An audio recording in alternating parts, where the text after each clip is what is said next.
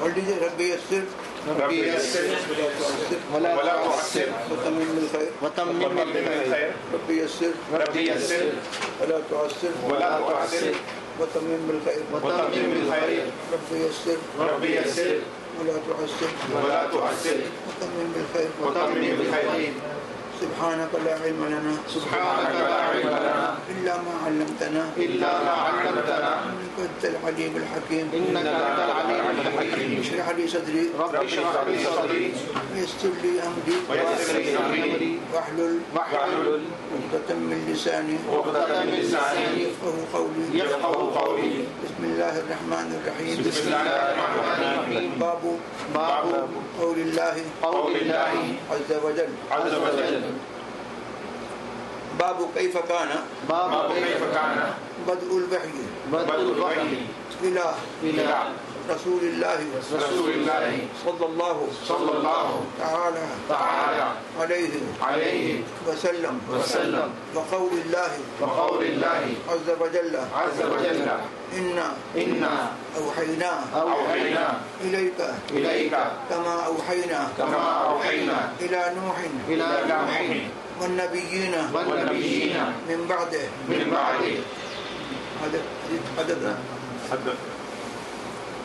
حدثنا الحميدي عبد الله بن الزبير قال حدثنا سفيان قال حدثنا يحيى بن سعيد الأنصاري قال أخبرني محمد بن إبراهيم التيمي أنه سمع علقمة بن وقاص الليثي يقول سمعت عمر بن الخطاب رضي الله تعالى عنه على المنبر قال سمعت رسول الله صلى الله تعالى عليه وسلم يقول إنما الأعمال بالنيات وإنما لكل امرئ ما نوى فمن كانت هجرته إلى دنيا يصيبها أو إلى امرأة ينكحها فهجرته إلى ما هاجر إليه. حضرت امام بخاری رضی اللہ تبارک و تعالی عنہ کا محدثین میں بہت بلند مقام ہے اور آپ کی جامع صغیر جس کو آپ نے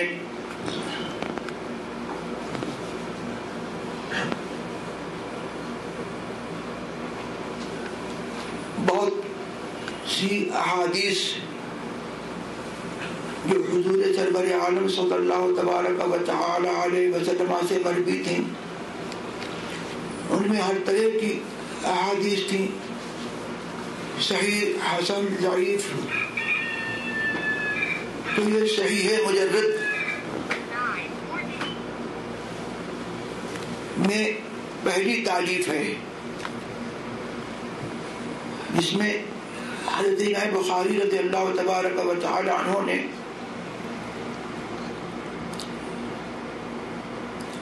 ان احادیث کو روایت کیا ہے جو درجہ صحت پر پہنچی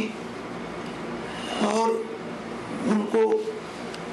ان احادیث سے مجرد اور تنہا کیا جو درجہ صحت پر نہیں تھی. اور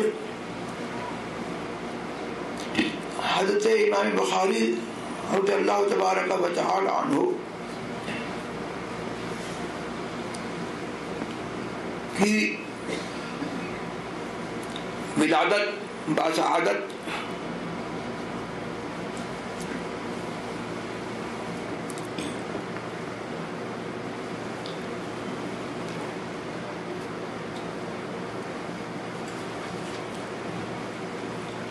سن 194 ہجری میں ہوئی اور وصال مبارک سن 256 میں ہوا ہے اور عمر شریف کل 62 سال ہوئی. کسی شاعر نے ان تینوں تاریخوں کو ابجد کے حساب سے ایک شعر میں جمع کیا ہے. مادہ تاریخ صدق ہے جس کے 194 بنتے ہیں، اور مدت عمر کا مادہ تاریخ حمید ہے جس کے 62 بنتے ہیں، اور ولادت کا مادہ وفات کا مادہ تاریخ نور ہے جس کے 256 بنتے ہیں. آپ نے یہ کتاب نایاب 16 برس میں تصنیف فرمائی، اور اس کی تصنیف کی ابتدا بخارا میں کی، اور بعض لوگوں نے کہا ہے کہ مکے میں. اور حضرت امام بخاری رضی اللہ تبارک و تعالی عنہ نے یہ فرمایا کہ میں نے منبر ریاض الجنہ اور قبر انور کے درمیان جو حصہ ہے وہاں بیٹھ کر کے میں نے یہ کتاب تصنیف کی. اور جب بھی کوئی حدیث اس میں درج کی تو پہلے میں نے استخارہ کیا، 2 رکعت نماز پڑھی، اور غسل کا بھی آتا ہے کہ آپ نے غسل کیا، یہ اہتمام کیا حدیث کی تصنیف کا اور حدیث درج کرنے کا. سبحان اللہ. پھر اس میں وہ حدیث آپ نے درج کی. ان مختلف روایات میں تطبیق یہ ہے کہ آپ نے بخارا میں اپنی کتاب کی تصنیف کو شروع کیا، پھر مختلف بلاد کا جس میں مکہ، مدینہ، بصرہ وغیرہ شامل ہیں، وہاں پر آپ اس کتاب کی تصنیف میں لگے رہے، یہاں تک کہ اس کی تصنیف کا انجام مدینہ امینہ میں سرکار ابوالقرار علیہ السلام کے روضہ پاک پر یہ تصنیف پایہ تکمیل کو پہنچی. اس طرح سے 16 سال میں آپ نے اس کتاب کو مرتب کیا، اور شرق سے لے کر کے غرب تک تمام علماء محدثین کا اس بات پر اتفاق ہے کہ قرآن عظیم کے بعد اصح الکتب 2 کتابیں ہیں، ایک صحیح بخاری اور دوسری صحیح مسلم. اب اس میں اختلاف ہے کہ صحیح بخاری افضل ہے یا صحیح مسلم افضل ہے. جمہور اس بات کی طرف گئے کہ صحیح بخاری افضل ہے، اس لیے کہ اس میں امام بخاری رضی اللہ تبارک و تعالی عنہ کی شان فقاہت اور ان کے اجتہادی فوائد اس کے اندر زیادہ ہیں، اور قاری کو اس کے مطالعے کے دوران پتہ چلے گا کہ امام بخاری رضی اللہ تبارک و تعالی عنہ ایک ہی حدیث کو متعدد وجوہ سے نقل کرتے ہیں، کہیں مختصر، کہیں پوری حدیث، کہیں طرف حدیث، حدیث کا کوئی ٹکڑا لے لیتے ہیں، اور یہ سب حدیث سے جو مختلف احکام مرتب ہوتے ہیں اس کے اعتبار سے آپ حدیث کو مقرر لاتے ہیں، اور کبھی اس میں کوئی فائدہ سند کے اعتبار سے ہوتا ہے، یا کبھی کوئی فائدہ متن حدیث، لفظ حدیث کے اعتبار سے ہوتا ہے، اور اس پر جو احکام مرتب ہوتے ہیں ان کے اعتبار سے حدیث کو مختلف ابواب میں لے کر کے آتے ہیں. اس وجہ سے امام بخاری رضی اللہ تبارک و تعالی عنہ حدیث کو کبھی مختصر کرتے ہیں اور کبھی اس کے اطراف اور اس کے ٹکڑوں کا ذکر کرتے ہیں اور کبھی پوری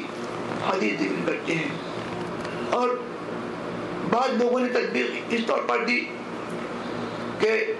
شرط کے اعتبار سے اور روایت کے اعتبار سے بخاری کو فضیلت ہے اور حسن ترتیب اور حسن تبویب ابواب وغیرہ کے اعتبار سے امام مسلم کی صحیح مسلم کو فضیلت ہے. اور شرط ان کی یہ ہے کہ وہ صرف ملاقات کو کافی نہیں سمجھتے ہیں بلکہ جو راوی اپنے اوپر کے راوی سے روایت کر رہا ہے اس میں ان کی شرط یہ ہے کہ ملاقات بالفعل متحقق ہوئی ہو، ثابت ہو کہ اس نے اس سے ملاقات کی ہے، جبھی وہ اس حدیث کو درجۂ صحت پر مانتے ہیں. امام مسلم رضی اللہ تبارک و تعالی عنہ نے اس شرط میں امام بخاری سے اختلاف کیا اور جمہور محدثین و فقہا اس میں امام مسلم کے ساتھ ہیں. ان کے نزدیک بالفعل ملاقات ہونا شرط نہیں ہے بلکہ امکان ملاقات جو ہے وہ کافی ہے. اگر دونوں راویوں کے درمیان اتنا زمانہ ہے کہ ان کی ملاقات ہو سکتی ہے تو محض امکان کو امام مسلم کافی جانتے ہیں اور بخاری ارشاد لگاتے ہیں کہ ملاقات بالفعل ہوئی ہو باہر کیف. اور ان دونوں حضرات کی شروط میں سے یہ ہے کہ یہ مشہور صحابی سے روایت کرتے ہیں، اس شرط پر کہ اس مشہور صحابی سے کم 2 تابعی محدثین نے اس حدیث کو روایت کیا ہو. ان کے ماں بعد کے طبقے میں منتہائے سند تک جہاں تک بخاری اور مسلم کی سند پہنچتی ہے وہاں تک بعد کے طبقے میں 2 راوی ہوں، یہ ان لوگوں کی شرط ہے. لیکن اس شرط کا بھی ایفا پوری کتاب میں جو ہے ان حضرات نے نہیں کیا ہے. بعض جگہ اس شرط کی اپنی اس شرط کی مخالفت بھی کی ہے.